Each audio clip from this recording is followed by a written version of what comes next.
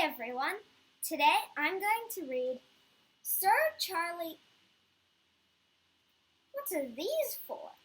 Pooh-wee, they stink. Sir Charlie Stinky Socks and the Very Big Adventure by Kristina Stephenson.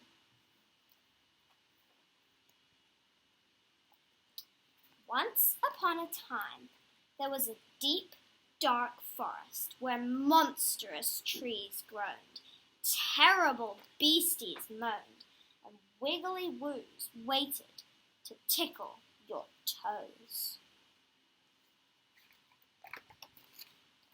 In the middle of the forest, surrounded by thorny bushes, there stood a tall, tall tower with a pointy roof.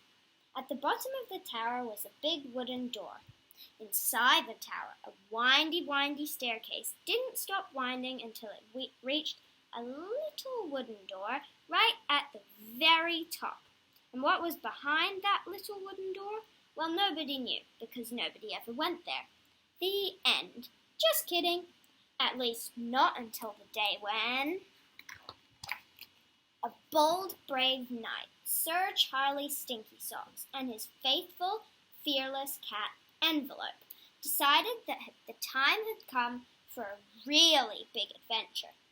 Sir Charlie picked his best sword, packed some sandwiches, a big bottle of water, and a favourite little something for the journey, just in case. And with a song in his heart, he mounted his good grey mare. Clip-clop, clip-clop, clippity-clop, clippity-clop.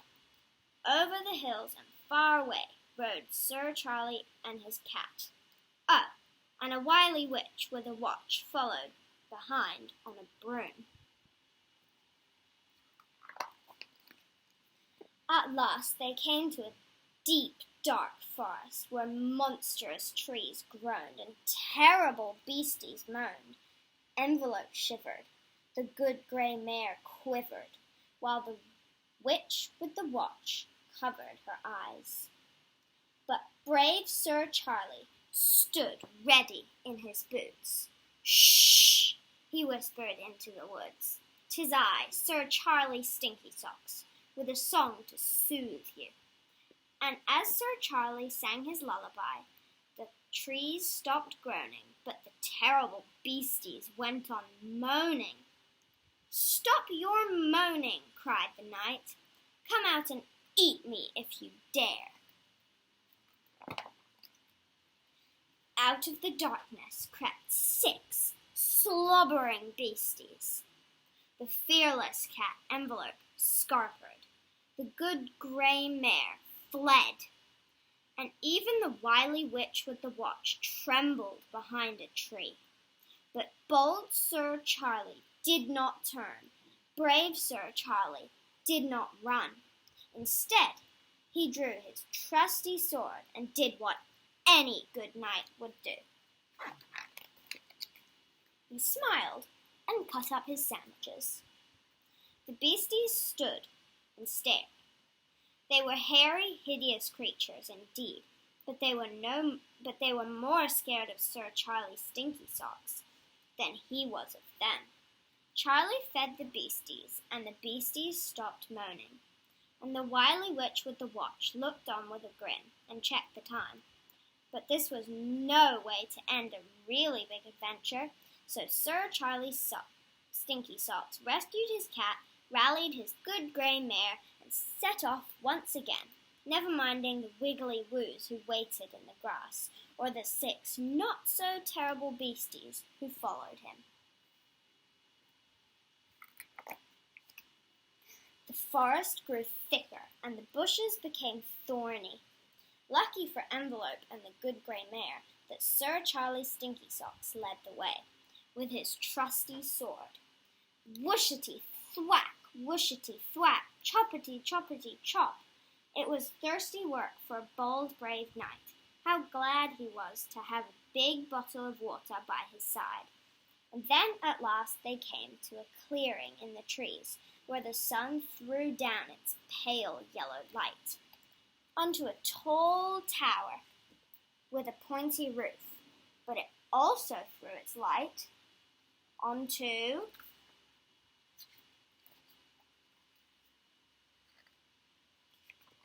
a long green dragon. He was frightful and fearsome and coughing out fire while he stomped in a temper around the tower. "Ha-ha," thought Sir Charlie Stinky Socks. "Just the thing for a really big adventure." "Stop your roaring, dragon," he commanded. But the dragon did not stop. He went out coughing out fire. He went on belching out smoke, and now his eyes were fixed firmly on Sir Charlie Stinky Socks. Was this the end of the line for the bold, brave knight? Oh my! Envelope didn't hang around to find out, and neither did the good grey mare. Only a worried, wily witch and a couple of wiggly woos watched. But bold Sir Charlie did not flinch. Brave Sir Charlie did not flicker. He took out his big bottle of water, and kind, clever Sir Charlie Stinky Socks gave that old dragon a long, cool drink. "Now you've stopped coughing," said the knight to the long green dragon. "Tell me what's at the top of this tower." The dragon looked up. The dragon looked at Sir Charlie. The dragon scratched his scaly head and said, "My dear old thing, I haven't a clue.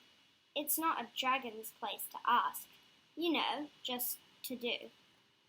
"Then why don't we find out?" said Sir Charlie with a grin. The wily witch took one last look at her watch, jumped for joy, and flew off on her broom as Charlie pushed open the big wooden door. Up the windy staircase marched Sir Charlie Stinky Socks. He didn't stop marching until he had taken his faithful cat Envelope and his good grey mare, 6 not-so-terrible beasties, a very curious long green dragon, and a couple of wiggly woos right to the very top. There he opened the little wooden door and peeped in. Creak!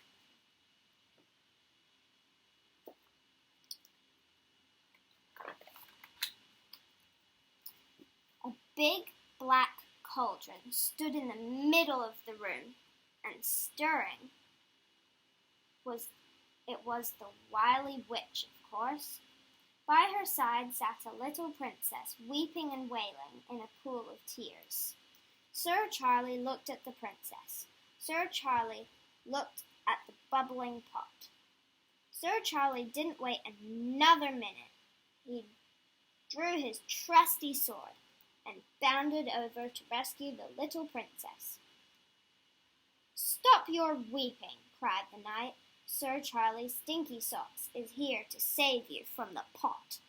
The witch cackled with laughter. "I'm not going to cook the princess," squealed the witch.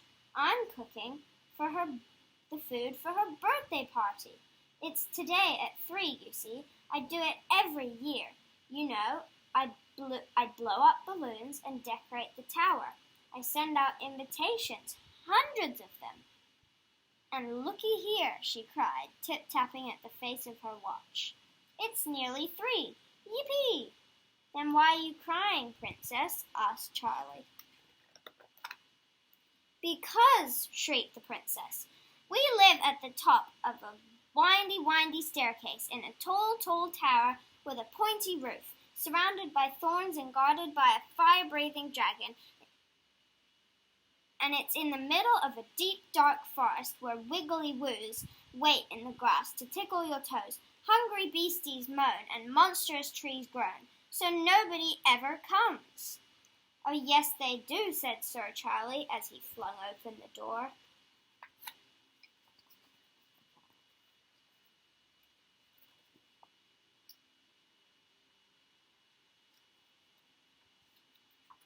"Behold, Sir Charlie Stinky Socks and his friends.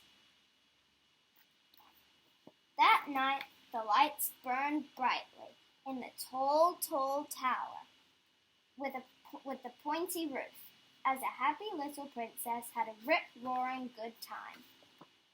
When the candles had been blown out and the cake eaten up, Sir Charlie Stinky Socks took out the favourite little something he had brought home just in case and gave it to the princess.